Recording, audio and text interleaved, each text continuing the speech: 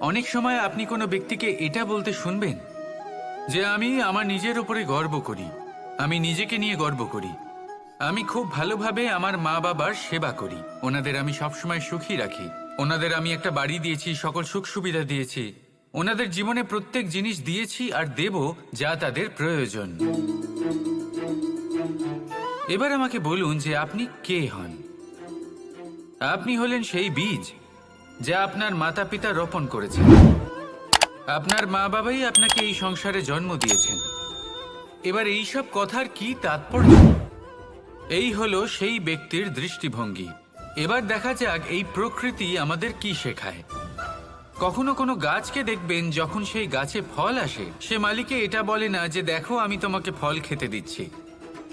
সেই বৃক্ষ এটা বলে না যে দেখো আমি তোমায় আহার করতে দিচ্ছি, কারণ ও জানে যে এটা হলো সেই মালির পরিশ্রম, এটা হলো তারই কর্মের ফল আর এটা তারই পাওয়া উচিত। সে বলে যে তোমার জিনিস তোমাকেই অর্পণ করলাম, এ আমার জিনিস নয়। ও জানে সেই মালির গুরুত্ব আসলে কি, এটা হলো তার দৃষ্টিভঙ্গি।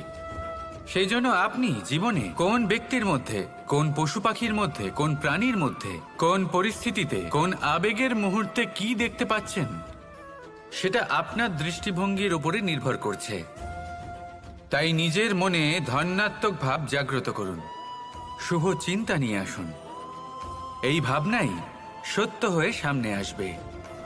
এই দৃষ্টিভঙ্গি এমন হয়ে যাবে যে আপনার জীবনে সবকিছুই শুভ হবে। তাহলে আসুন আর আমার সাথে ভালোবেসে বলুন, রাধা রাধা।